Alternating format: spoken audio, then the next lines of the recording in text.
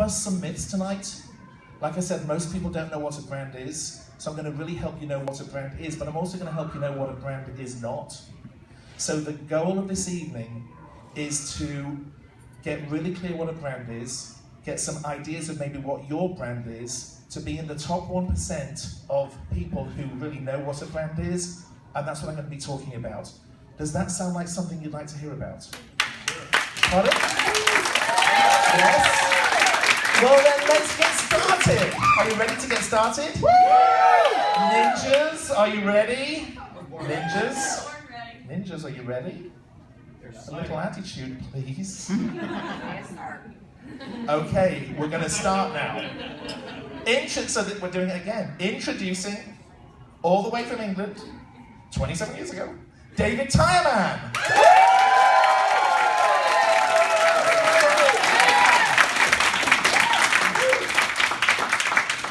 Now, as authors, what did your grandmother tell you is the way to start a story? Once upon a time. Thank you. That's how mine starts. So once upon a time, in a land far, far away, actually, Costa Mesa, Huntington Beach, really, in Orange County, I discovered I was down to my last $20 in the whole world. I had been in the United States for 6 months. I came here with an American dream. I came here with $5,000 of antiques, because I thought my big idea was to bring antiques from England and sell them to Americans the way that people buy Tupperware. So antique parties in people's homes. And I brought a business partner, my friend, and the two of us came to have an adventure. We thought we were going to do really well, but within 6 months, we discovered it was a really crap idea. People came to our parties, they drank our wine, they ate our cheese, they looked at the price tags, and I thought, oh, God, I think I left the iron on, I've got to go home. And off they left. And we got down to our last 20. And we had something worse than bad credit. We had no credit. No friendly bank manager, no credit cards, no overdraft facility. We had this. We put it on the kitchen table between us. It was a Tuesday, and we stared at it. And after a few minutes, I said, do you have any ideas? And he said, no. Do you? I said, well, it's Tuesday. And that bar on Main Street does all the beer you can drink for $7. And they do all the nachos and cheese you can eat for $2.99. Let's go out. He's like, we were there as they opened with our 20. Our last 20 in the whole world, which I placed on the bar, and the waitress took it. And I was now penniless. And we started drinking beer.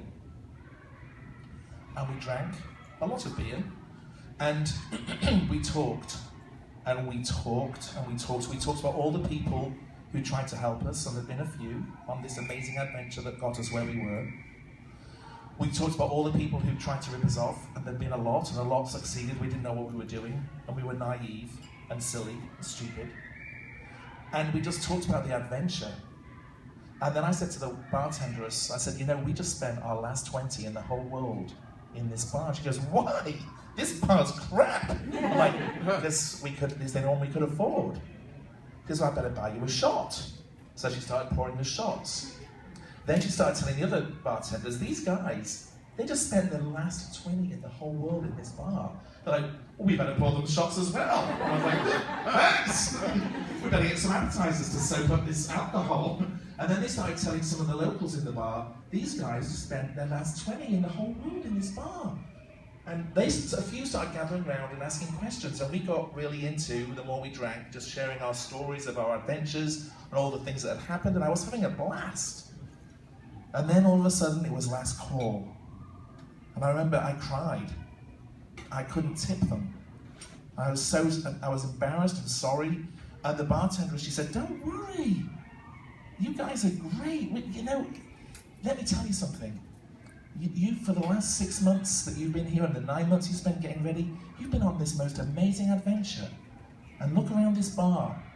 I guarantee you, everyone you can see is broke too. But we've been stuck in this crap hole, and you've been on this amazing ride. I'm like, oh, you're right! This is fantastic! And then, down the bar, there was a guy, he owned a limousine company, and he drove us home in the back of a brand new limousine that night. And I remember sitting in that car like, America is fantastic! I love it! The next day, that was the day I'd been dreading. I woke up penniless. I had been dreading that day, I was so afraid. But finally, I woke up and I was relieved. I was actually relieved. I felt this feeling of hope happen. 2 eyes, 2 ears, I'm alive. I'm just broke. I got up, I went to the kitchen, and there was my business partner stood there. He looked like he'd been literally beaten up. Like he'd been here and the ninjas had attacked him. He looked like a broken man. I said, you know something? If you want to go back to England, you can go. I'll forgive you. After all that we've been through, anyone will forgive you. But I'm staying, I'm not going back. I've realized today, I took this to get to this realization. I'm not going back. I'm making a vow to make this business succeed, and I have no clue how, but I'm staying. And he looked at me and he goes, I'm staying as well then. So now I'm going to fast